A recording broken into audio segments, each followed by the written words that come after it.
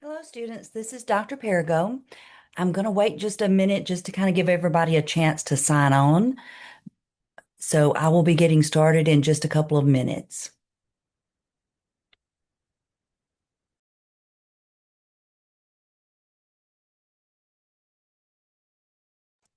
In the meantime, those of you that are signed on, are you able to see my screen? It should be a presentation that says Preparing for Success.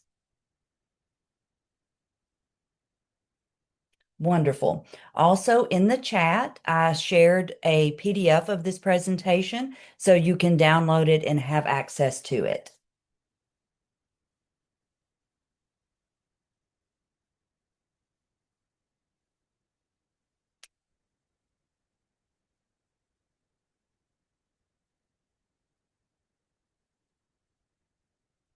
So, what we're going to be talking about tonight is one beginning with how to navigate through Canvas. Canvas may be a tool that you're accustomed to using, but they are sometimes things and access that you have that you're not aware of. So if we look, this is what we're going to be covering tonight, course navigation. I'm going to show you this Canvas student guide, Walden support and organizational skills, study skills, and then a checklist to get started. So let's first look at our course navigation, and we're going to start with the home page. So the home page is where you're going to begin your course. This is where all courses, regardless of what class it is that you're in, this is where it's going to start. Now, this is a faculty practice homepage, but it still gives you the idea. You're going to see home, announcements, grades, syllabus, modules, and sometimes you may see the big blue button. Sometimes you may not. It depends on the specific course. But if you look, you're going to have your welcome, the instructor's corner, which is where you're going to find the information as to who your instructor is, how to contact them, and a little bit of information about them. Then you have the class cafe. And the class cafe is a place for you to come ask questions, to introduce yourself. And this is where we all can come together because oftentimes, if you have a question, your peers will have a question as well. So by placing it in the class cafe, it allows an opportunity for everyone to benefit from that answer. So if we go down further on your homepage, you will also see that you have a study support lounge. This is an area just for you students that you all can share resources, communicate with. Now, as faculty, we may check in there every now and then, but this is really designed for a place for student collaboration. You also notice down here at the quick access, you have a quick access to the class cafe that we talked about, also the Oasis. And if you have not explored the Oasis, I strongly encourage you to do so. This will give you a link to the library as well as resources for APA formatting and many other resources that will help you be a better prepared student. It talks about synthesis and being able to synthesize information is one area that many students sometimes struggle with. And because in the graduate programs, the expectation is not that you are recycling information, but that you're pulling information from various sources and synthesizing it, bringing it together to demonstrate your own understanding. Now, guidelines and policies, again, if this is not an area you've explored, I strongly encourage you to, because these guidelines and policies are what is the standard that you will be held to as a student. Also, if you've not read your syllabus, that's very important as well. Now, from the home page, we're going to explore a little bit deeper and course announcements. You must read all the course announcements. Your faculty post information here that's relevant to specific course assignments, to being having access to available resources. You know, sometimes I give announcements that shares a book that I find that I feel like may be beneficial to others, or links to different websites that I think may be beneficial. Now, you should be checking your Walden email and course announcements every 24 to 48 hours. And what I would encourage you to do, if you do not, is to have your Walden email to where it comes to your cell phone. So that way you have easy access to it. But you can always log into Canvas click on announcements and go to those announcements. Also, be aware that with announcements, if there is an embedded video, in a lot of cases, you will not be able to access it from the email notification, but you'll have to come to sign in to Canvas, click on announcements, and select that announcement, then select that link in order for it to work. Um, so, with this also, let's say that you remember seeing an announcement, but you don't remember exactly what it said. You can click on announcements and come here and search for a specific announcement. You can go back and review the announcements. So I encourage you to pay attention to course announcements because they can give you helpful tips that makes you more successful within your course. Now, grades can be found in the left-hand navigation bar here as well. And if you notice that there is a breakdown here to the side, a lot of times I've had students ask, well, the grades for their discussions didn't really have a big impact on their overall grade. Well, it depends on how it's weighted within your course. So when you look at each of these assignments and these grades, pay attention to how the assignments are weighted. And you can also select or unselect, calculate the grade based on only graded assignments. So that way, if it's something that's not been turned in or something that's not been graded yet, then it doesn't change your overall grade. So this is just an area that you can customize how you would like to look at your grades. Now, if we look at the course syllabus, I've mentioned a little bit of the syllabus. You are required to read the syllabus, and you are strongly encouraged to print a copy of the syllabus so that you have an available copy even when you're offline. You are responsible for knowing the information that's in your course syllabus and following those policies. Um, Another helpful hint, if you go all this way and scroll down to the bottom of your syllabus, there is a course summary. And here you will find the date, the assignment, and the time that it's due by. And so a lot of times what I do, even as a faculty member, is I will come in here and highlight and select this and print it out. And so I keep around my desk up where I can see it, all the assignments due for the classes that I'm teaching, so I know what's coming up as well. And that would be a good habit for you as a student to develop.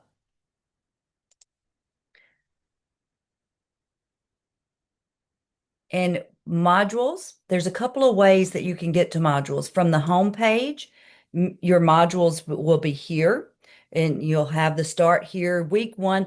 Depending on the course structure, some courses have it by weeks, some courses have it by the modules one, two, or three. But this is one way to locate that. But also, you can come right here to the left-hand navigation, and you will see modules as well right here in that modules. So there's a couple of different ways that you can get to your modules and see your assignments. If you see here, if you click modules here, you have all the start here modules and you can scroll down. But also if you click this arrow, then it will collapse that particular module. So if you've already completed that module, you want to collapse that down, move it out of your way, you can do that. But then again, if you need to go back and review it, you can select that and it will open back up. The course calendar, you can view the calendar in the week, month, or agenda view. And here, what we see is the month view. And you will come in here and you can see your assignments and what due dates they are. You can also select calendar feed right here. And you can add the Canvas calendar to your current phone, to your current email. So that way you can have a quick look as to when assignments are due. They will pop up on your phone calendar as well. And I know that can be very helpful. Now, if we want to look at it from the agenda view, you can just look at it and see, okay, Sunday, I have this assignment due. The next Sunday is this assignment. Just showing you various ways that you can use these organizational skills to help you be on top and be sure that you're getting your assignments done timely. Now, the Canvas Student Guide. This is one of the reasons why I have the PDF in the chat box so that way you can download this and have this link as well. We're going to click on this link and it's going to take us to the student guide. And one of the things about the Canvas Student Guide, if you come here and you have a question, you can type in your question and search it here. But you can also come down here, and if you have a question about announcements or assignments or how to do a chat collaboration, there are many helpful ways to view how to use Canvas here. For example, how do I view my grades in the current course? Not only does it tell you, it has a video, it also gives you step-by-step directions. So this is a resource that I encourage you to download and save onto your browser so that you can always refer back to it. Now, if we continue with Walden support, the academic skills support and support resources and policies, what we see here is the Walden Student Report support. This is on every Canvas, and this is under the guidelines and policies. I'm not going to read all of these for you, but I want you to know and see where to find these. And if you go to those quick access at the bottom of the homepage and guidelines and policies, that's where you will find this. And this doesn't take us to the OASIS, but your academic skills support is to the OASIS. Now let's talk about communication for a moment. Communication is very important, and as instructors, we want to be as supportive and as helpful to you as we can be. And so the way that you communicate with us can be very crucial and allowing us to be helpful. So when you're contacting one of your instructors, I would encourage you use a clear subject line, include the course, and the number as well as the section. And if you have a question about week one, assignment one, that include that in the subject line. That way we know exactly what it is you have a question about, and we know what course you're in. You know, a lot of times students will email faculty and say, I have a question about week one, assignment one, but we may be teaching multiple sections and even multiple courses. So by including the course name and number and section number, it helps us to know how we can best answer your question. And, include, a salutation and a signature. Use standard punctuation, capitalization, spelling, grammar. And, for the one thing, be sure to include where you have already searched for the answer to your question. I've had students before email me and say, I don't understand this assignment. That's pretty vague. What about this specific assignment is it that you're struggling with? Because then I know more. Is it the peer response that you have questions about? Is it the main post? Give me a little bit more detail about what it is you're not understanding, because I really want to be helpful when you have questions, but sometimes giving us a little bit more detail up front helps us be able to do that. If it's a question, say, I've read the assignment directions, I've read the announcement that you posted, and I still don't understand how it is I'm supposed to respond to my peer responses. Um, Also beware of entitlement, and that's not just for students, that's for all of us. Entitlement's one of those things that sometimes we get trapped into. If yes, you are paying a lot of money to take these courses, and I know it is very stressful taking these courses. You have a lot riding on these courses, but you're paying not to get a grade, but you're paying to earn an opportunity to earn the credit. So while I'm fully respectful and understanding of what you have invested, just because you've paid a lot of money for the course doesn't mean that you automatically get a grade. And we want to make sure that we are maintaining professional standards, that we are adequately preparing you to take care of patients. It's not just about a grade, it's about you being prepared to provide care And that takes a lot of resources and effort. Now, this information can also, if you click here on information, it takes you to an article about how to email your professors and how to get the best information you can. That gives you a little bit more detail there. So we're going to move on to getting organized. But before I do, I just want to stop and ask, do any of you have any questions about how to navigate in Canvas or anything that we've covered thus far? And please don't be shy.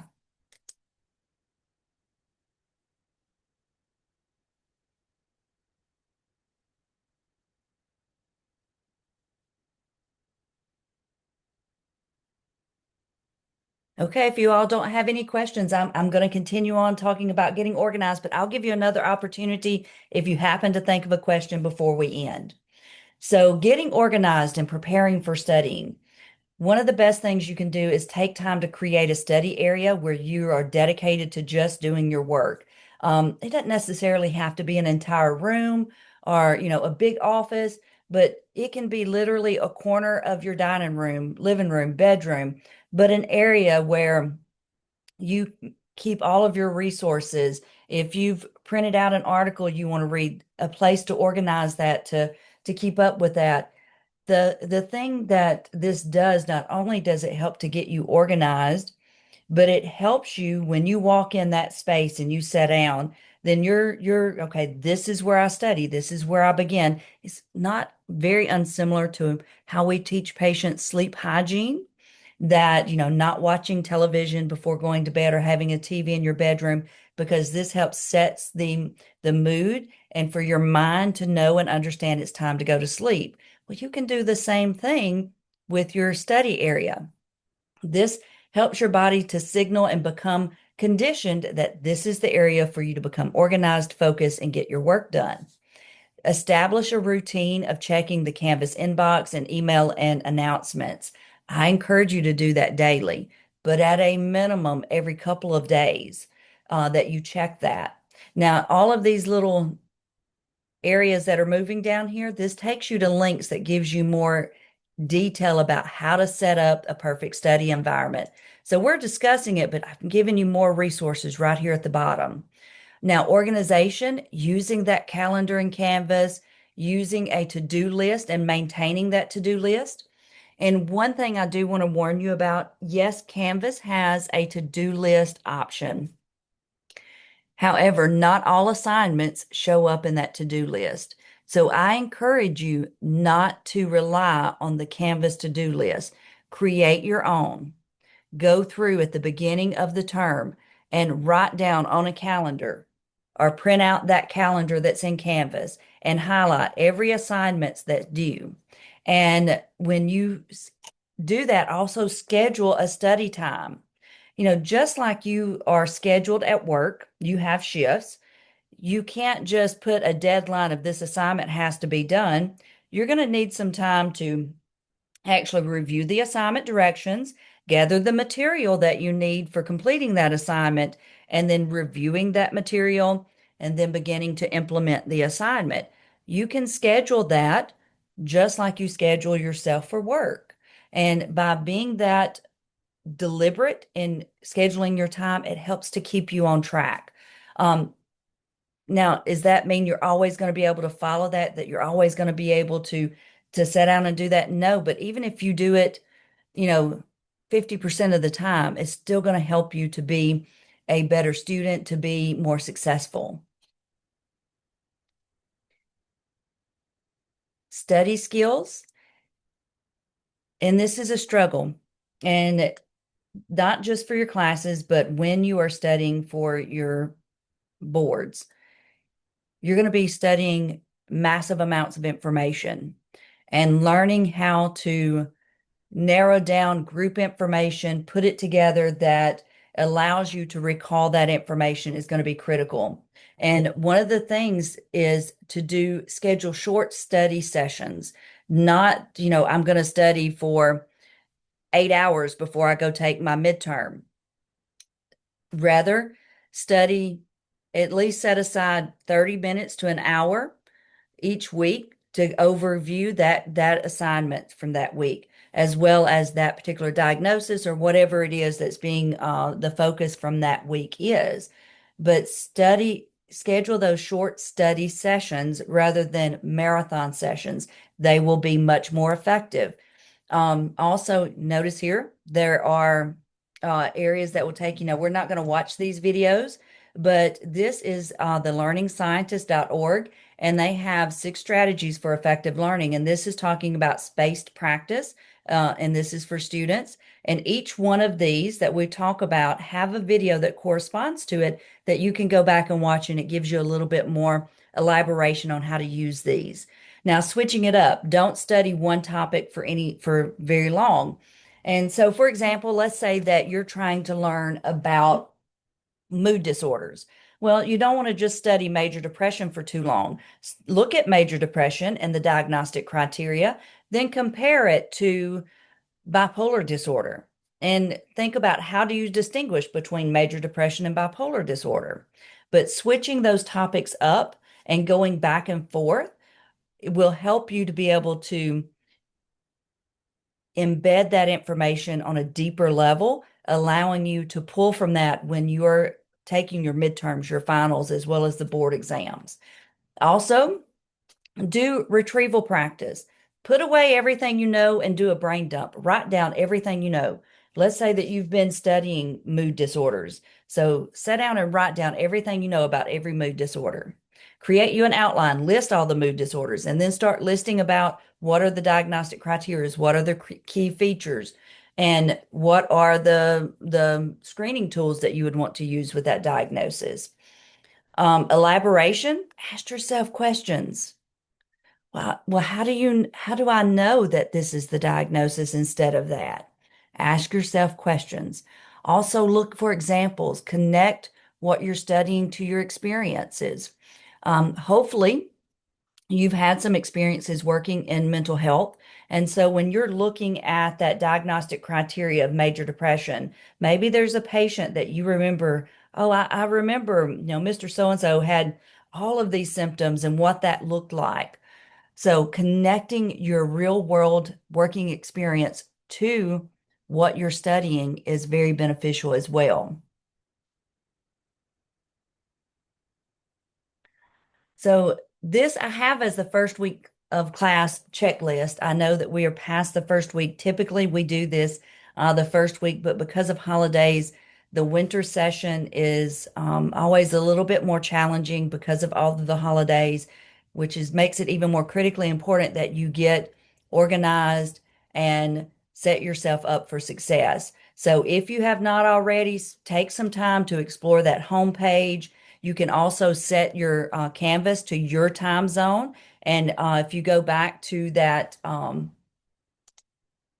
Canvas student guide that I showed you, you can click on that and search how to do that. And it will show you how to change this right here, the Canvas student guide. It will show you how to change your actual time zone. So that way you can see when assignments are due based on the time that you live in. Be sure to read all the course announcements. If you got added to the class late, click on announcements, go through there and read all of those. Or maybe you read them as they were posted, but that first week can be so overwhelming as a student because there's so much information that you're expected to know that first week. It may be good to go back and review those first week announcements again. Read that syllabus, review the information on the Getting Started module, and sync your calendar on your phone to the Canvas calendar and explore that quick access information, particularly the OASIS. And of course, now hopefully review week 1, now week 2 information so that you are prepared for the rest of the semester. And hopefully that gets you set up to do well and be successful. Now, that is the end of what my presentation is, and I'm open to answering your questions if you have any. I will say if they are course specific, I may not be able to answer those. That may be that I have to refer you back to your particular faculty. But if it is a question I can answer, I will be more than happy to help in any way that I can.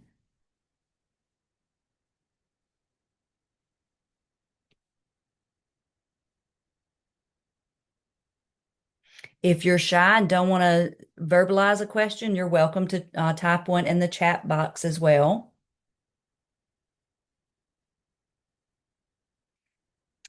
So the PDF to download is at the very top of the chat box, but I will put it in here again. So that way it's down here at the bottom.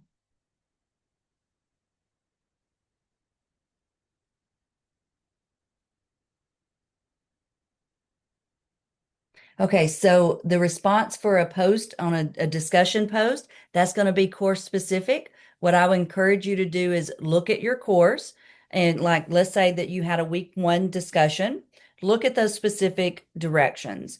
One of the things that I find students miss the most with discussions is they answer that main post prompt, but they don't really review the prompt for the peer response. Many of the peer responses require you to address a certain topic. Most of the peer responses in our courses are not going to be just you adding to what your peer stated, but rather addressing a particular topic. So go back and review those discussion directions very carefully.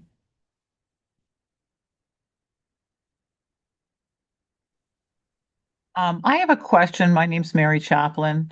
Hi, Mary. It's hello. It is course specific, but it said on this practicum it says the brief synopsis of your visit describing how the patient presented in your interventions. Mhm. My question is like, what if there really isn't any interventions? Like the person is doing well, we're just going to continue the meds and follow up. Is that an intervention? Just continuing the meds and following up? Yes, because that is what you're doing. No changes are necessary. We'll follow up in 6 months or whenever that is. Oh, great. Thank you so much. You're welcome.